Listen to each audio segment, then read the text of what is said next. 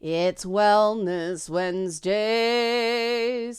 It's Wellness Wednesdays, and we are talking, as promised, about ransoming identity. Yes, I'm still wearing my Battlestar Galactica t-shirt because that's where we're all at with this. The number of people recently who, when they stop flailing and they stop fighting and they just say, "I'm tired." Frack me, right? That's where we're all at. And I think it's really, really important that we recognize that about everyone. And, one commenter said last week that people who aren't online as much get where I'm coming from more than people who are, which is funny because one of the things that gets flung at me, just it's easy to do because of what I do for a living, is you're extremely online, you're not in touch with the real world. This is why it gets confusing, right? You get a piece of feedback, oh, the disconnect is because you have a life and these people don't, and then people are like, no, you're on the internet too much, right? You have to check in with your gut, what feels right, what seems logical to me. And at the end of the day, you have to stand in that, knowing, yeah, you may well be wrong sometimes, but everybody is, and that's okay. And that is a learned skill. That is something born of experience, that it's okay to be wrong. And too many people reach adulthood never having social groups where it is okay to be wrong.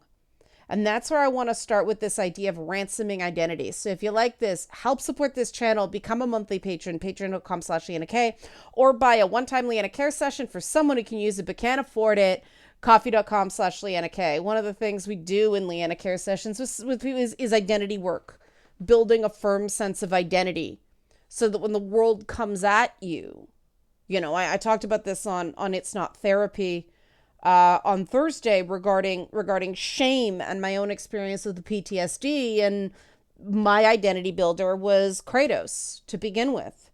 I'm not this weak, wounded, broken thing.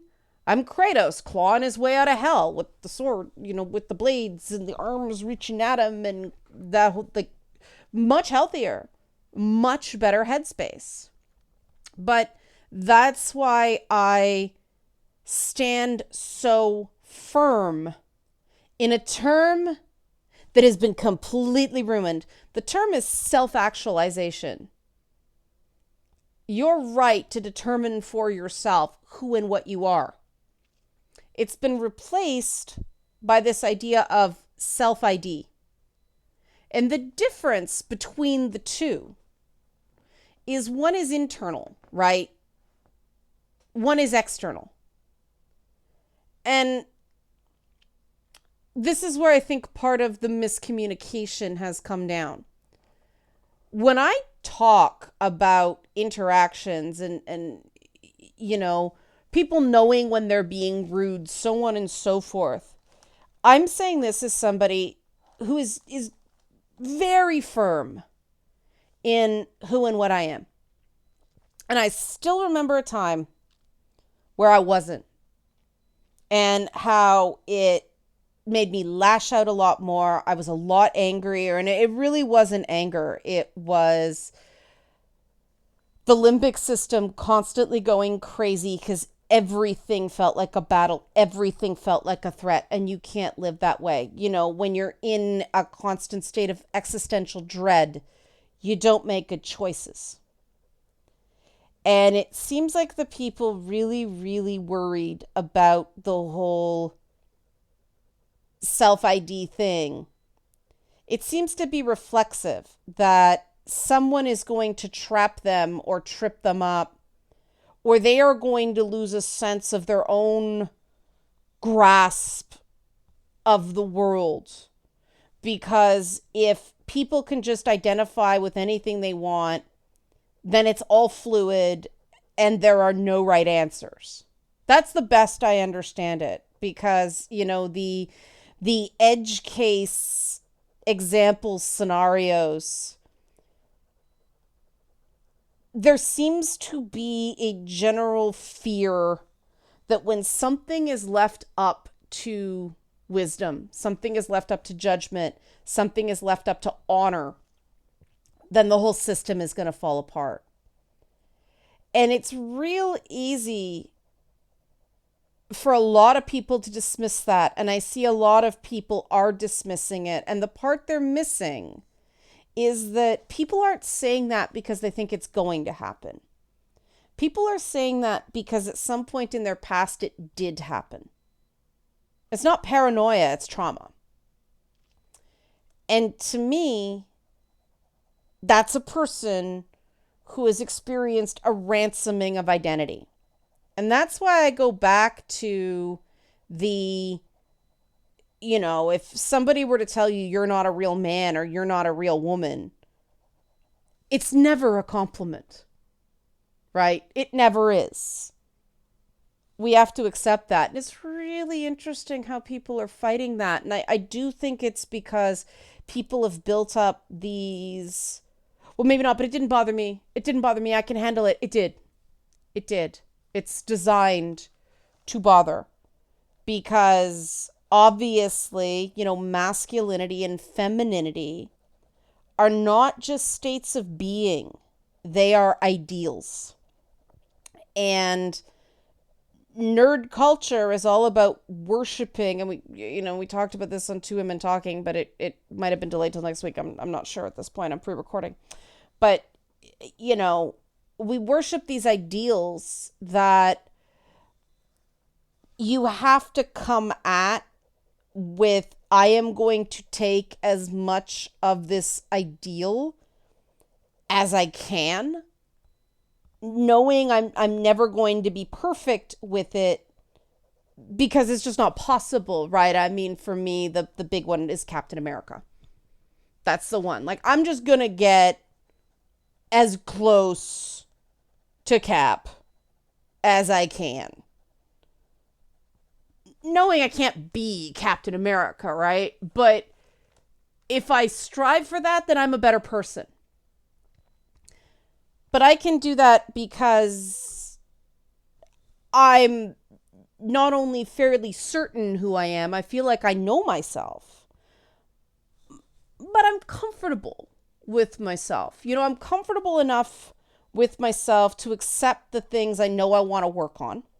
Hence me trying to get closer to state of Captain America, right? And why I realized a while back that I needed to put down the Batman. Like, that is my own personal journey, but you can only make those choices if it's like, okay, who am I? Who do I want to be? Do I like this? And if you don't have parts of yourself that you like, then you can't do that. You can't do that work. You have to establish a baseline, which is why I tend to do this work with Leanna Care sessions. I use archetypes to go, okay, who is this character you love in fiction? Okay, let's figure out why and use that to build a sense of self. Because one thing I've identified with this whole leaning towards group identity is group identity used to be about activities, right? States of being. Now it's seen as more what we'd call immutable traits, right? And everybody got the idea of, okay, it's an immutable trait. And then the immutable trait crowd tries to drop the concept of gender fluidity on people. And they're like, wait, I thought you said it wasn't immutable. I completely get the confusion, right? And it's easier for me to sort of understand this stuff. And this is the reason that I'm taking the hits on this gender stuff, because I remember how much it was like burning inside, and like I'd been cut, but also this hole, right? When people, nothing, no identity group has ever been one that I fit neatly in. And that, trust me, is a really hard thing to come to terms with, right? I'm never a proper woman, but do I consider myself a man? Do I feel like I'm a man?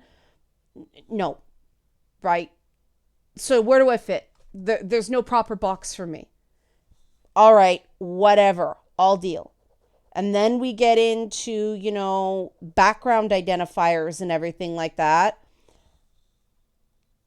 You look at me, it's one thing, but the collective culture in which I was raised was, a community that was, majority minority.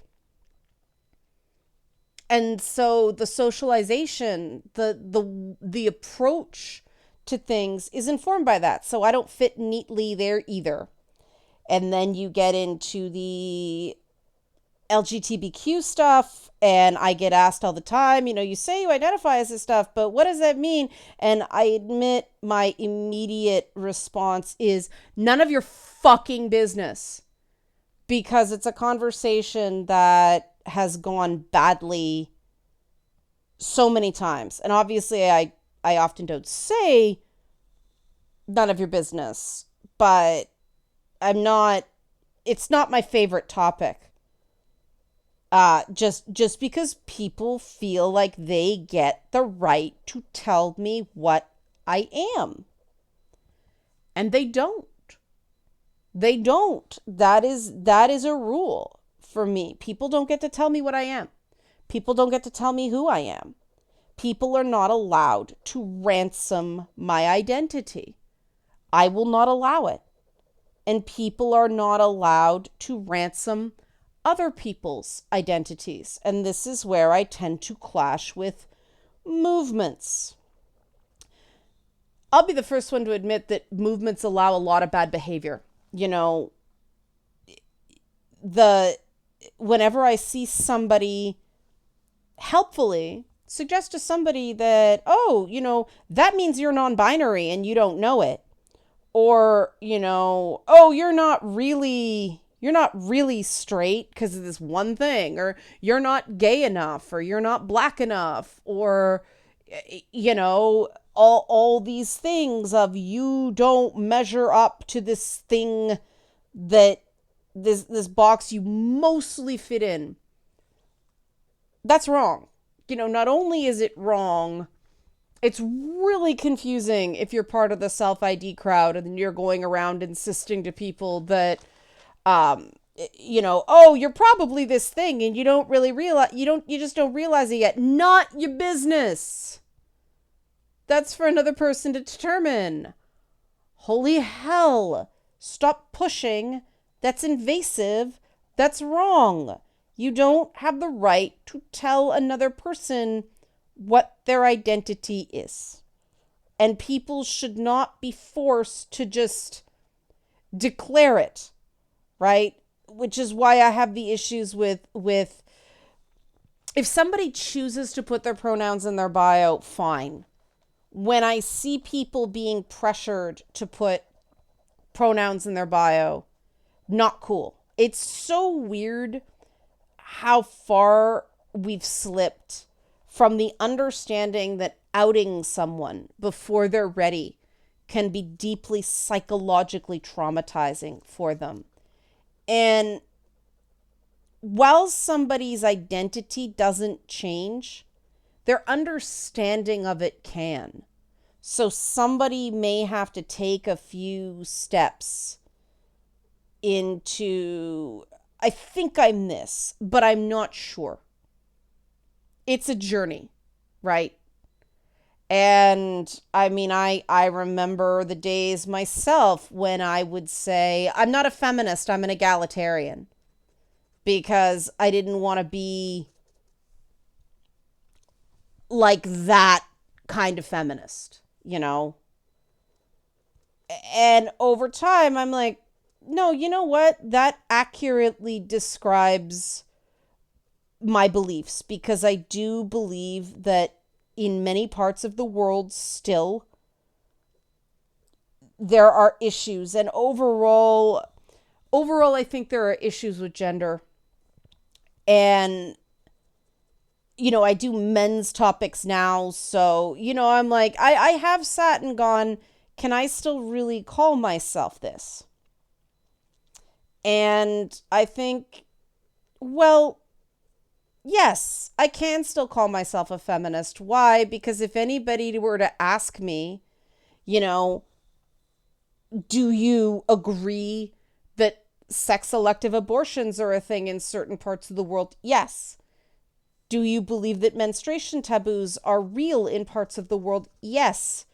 Do you believe that globally opportunities for women and girls are artificially restricted compared to the male counterparts in their country? Yes. Do you think it's a problem that women can't be priests? Yes. Do you think it's a problem that we see, and this is where it starts getting murky, do you think it's a problem that there is something sacred and uniquely pure about womanhood? No. I think that's dangerous thinking. And so it's like, all right, this still fits with me just because, some other people do some things in the name of this identifier that I think are wrong and harmful and in some cases dishonest, does not mean I don't identify that way myself. And I talk to a lot of people with religious identities that very much feel that way. I have friends of, I think, all religious stripes whose religious identity is very important to them. It's a part of who they are. The rituals and the way of marking time and even the way of viewing the world is very much informed by their faith. But, especially for my Catholic and Southern Baptist friends right now, they're really not pleased with the way certain things are being run. You shouldn't have to,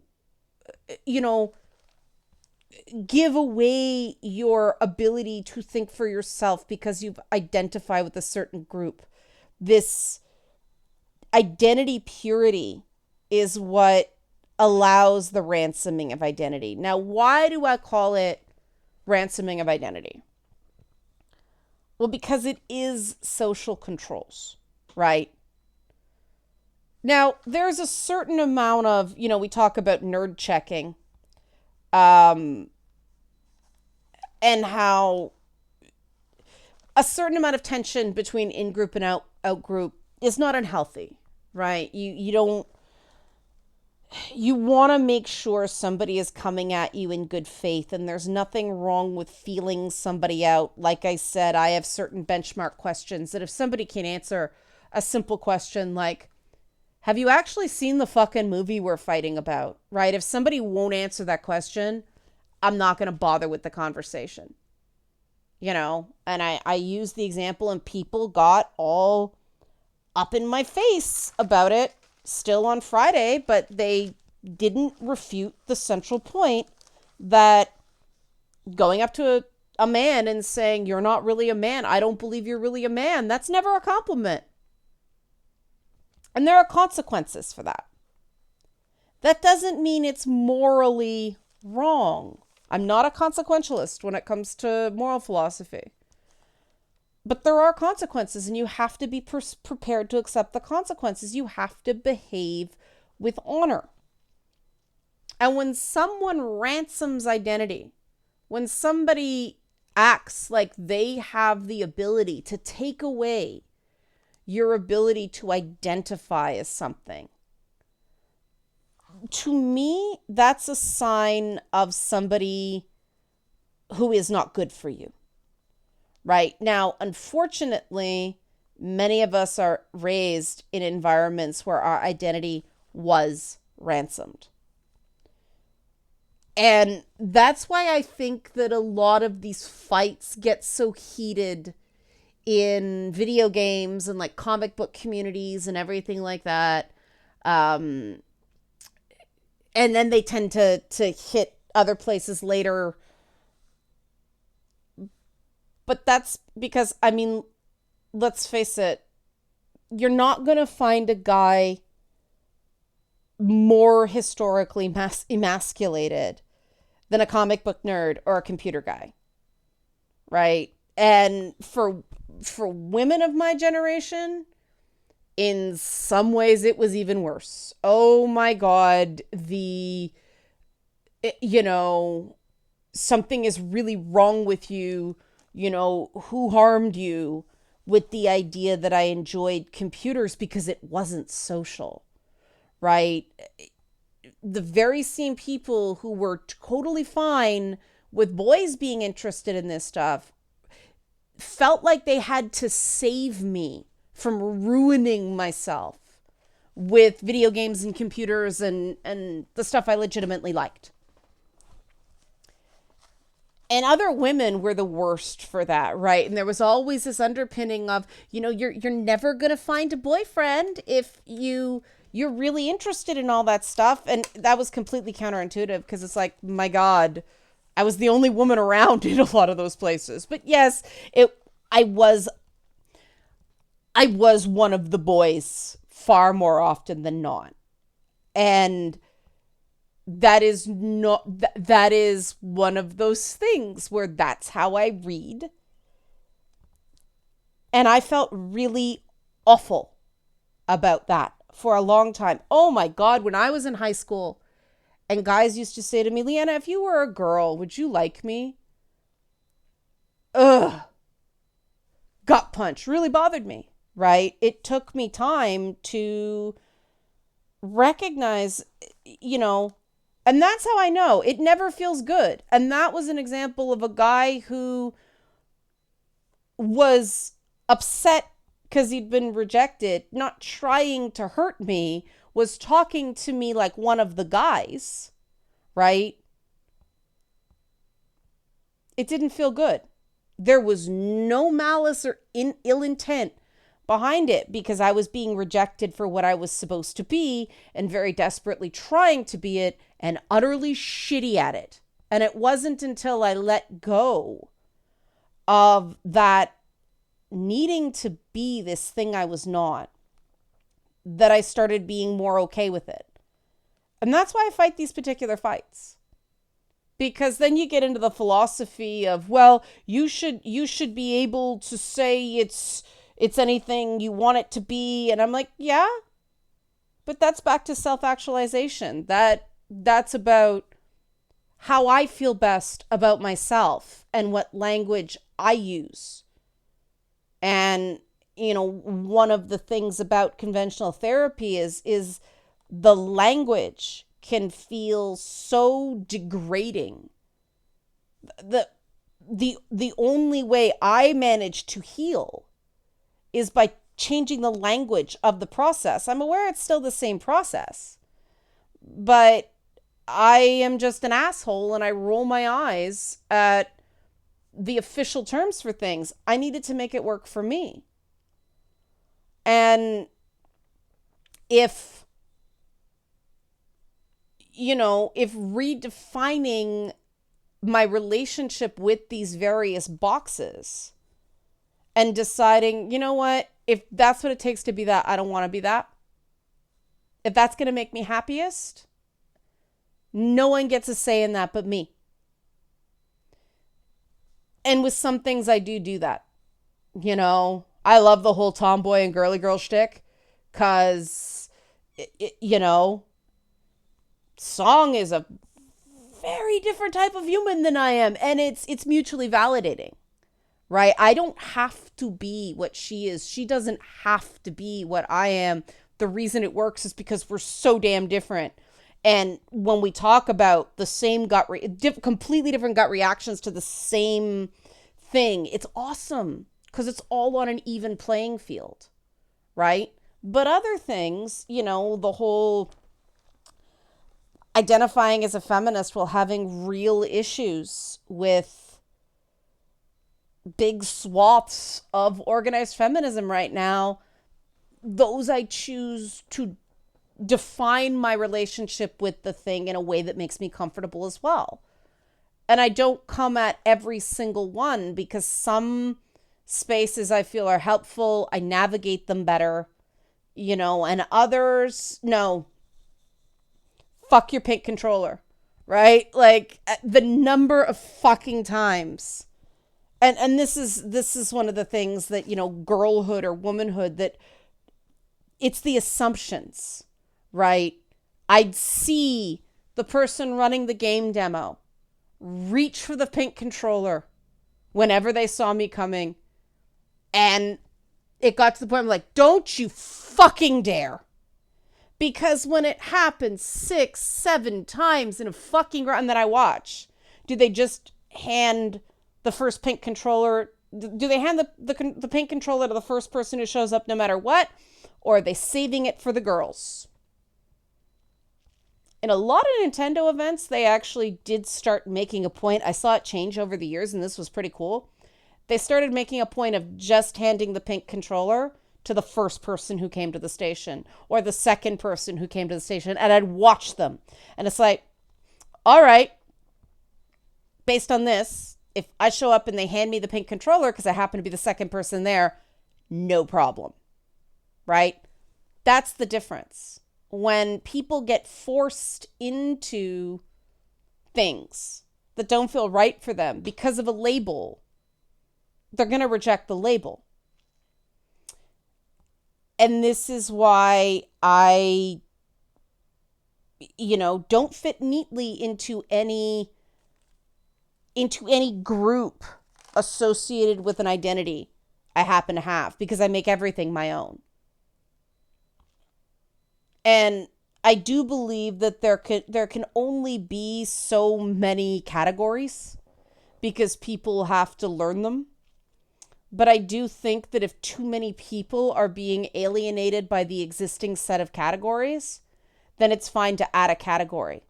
Like, race is an issue of that. The idea of mixed race or biracial is a fairly new thing. Because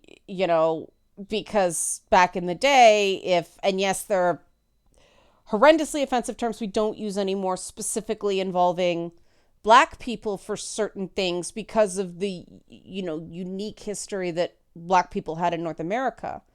But, we have mixed race and biracial identities now because if you're not white, you're Black, or if you have any Black heritage in you, then you're Black. Some people do identify that way. Some people are like, let's face it, I ain't white. That matters. So they identify as Black. Another person prefers to be mixed race or biracial, right? Or in some places, there's other designations that I will get in trouble for saying, but they're totally valid identities for people who want to self-actualize that way. It's what works for them. And the biracial person and the Black person may have the exact same DNA makeup. It's all about what makes them feel the most centered and be able to say, this is me, and have it feel true. It's all about validating your experiences as a person. And I remember when, Will Smith was first coming up, and it was, he's not Black enough. He's a popcorn rapper. He's pop. He's not really rap, right? Gee, I wonder why the guy has anger management problems now, right? And, we see it with, there's a brilliant part in The Boys where a character gets outed.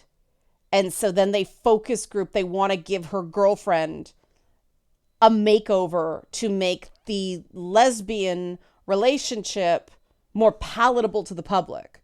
So not only will they not let the character identify as bisexual, because general audiences are more comfortable with the term lesbian because it picks a side, but they want her girlfriend to dress like a man because heteronormative lesbian couples are more comfortable. And of course, this does not go over well because you're cramming people into boxes that they didn't ask for. And in that case, it was not only changing their performance, changing their behavior, but it was telling them what terms to use. That's how ransoming identity works. And unfortunately, liberals do that as much as conservatives. Let me give you an example. Latinx. Latin people don't like being called Latinx. But some progressives continue to do it because reasons. That's ransoming an identity. If someone wants to self-describe as Latinx, that's fine. But the average Latin person doesn't like it. So why would we use it as a sensitivity point? You know, it's also, there's a divide in the US and Canada that a lot of Americans do prefer to be called African American, right?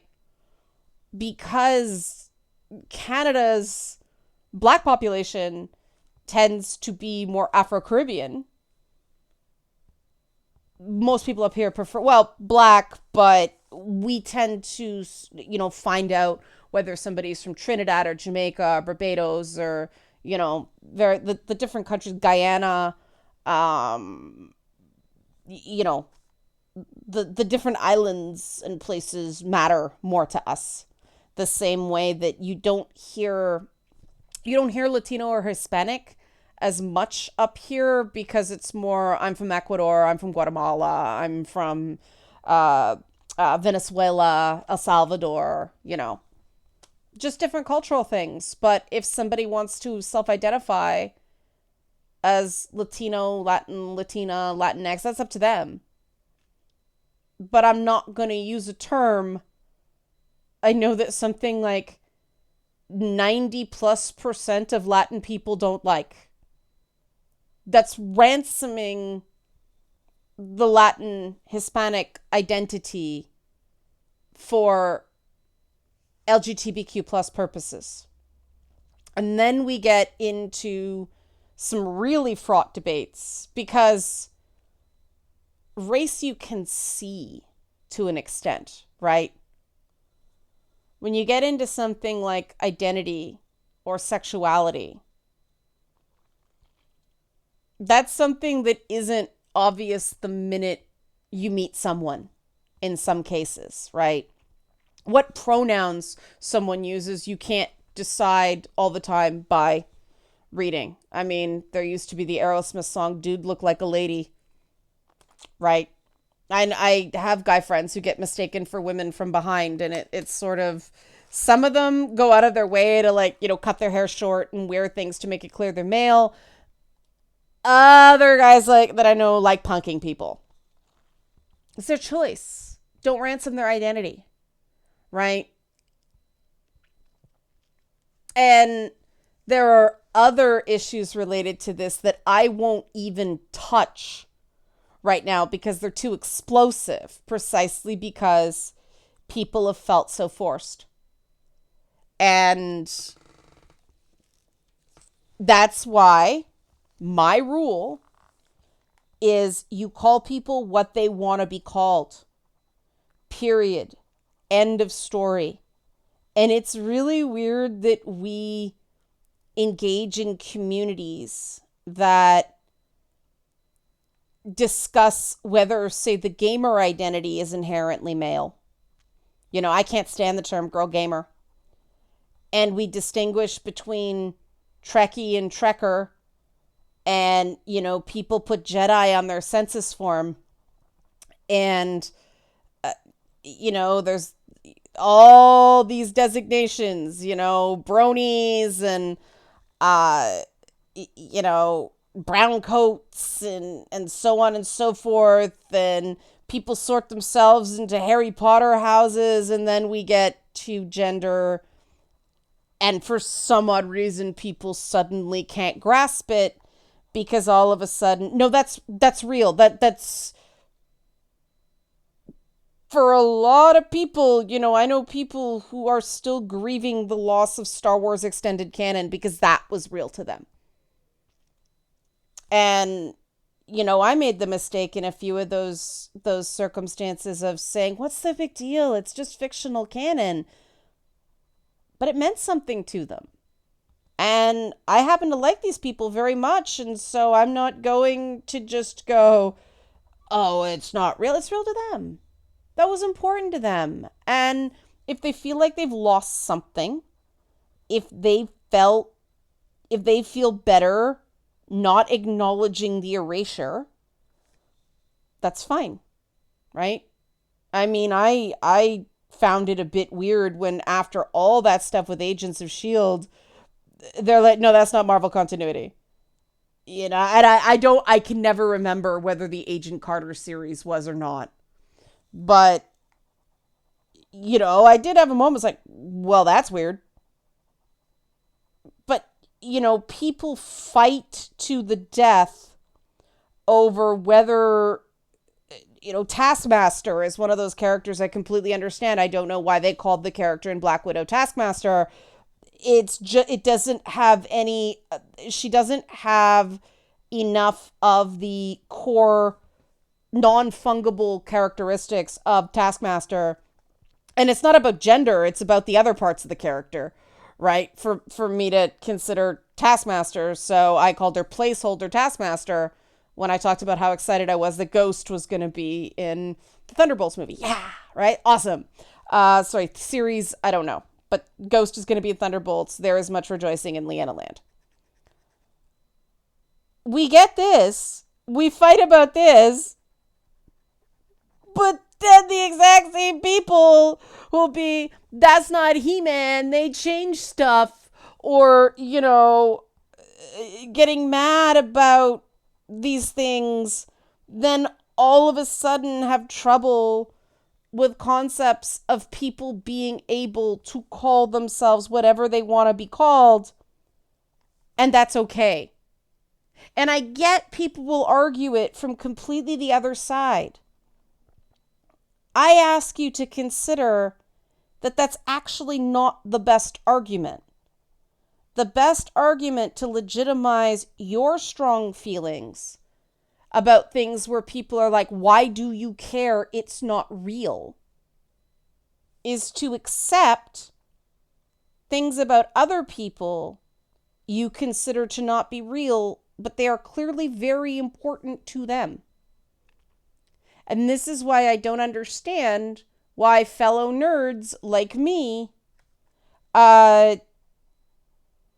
push back so hard on certain things like gender when, I would just like a Poison Ivy in some other media that I feel actually accurately represents the comic book character that I love. I really want a good Gambit in X-Men. Why? Because it would feel validating. I know it's not real, but I admit I do have an emotional reaction when I see a character that I relate to getting mistreated by a franchise. And because I honor that and I validate my own that response in myself, I'm pretty chill about calling people what they want to be called. Because I'm firm enough in myself to sometimes recognize that things I react to don't make sense to anybody but me. And that's part of what makes me me. Make sense? Okay. Help support this channel. Become a monthly patron. Patreon.com/LeannaK. Or buy a one-time Leanna Care session for somebody who can use it but can't afford it. Coffee.com/LeannaK. Thanks for watching and be well.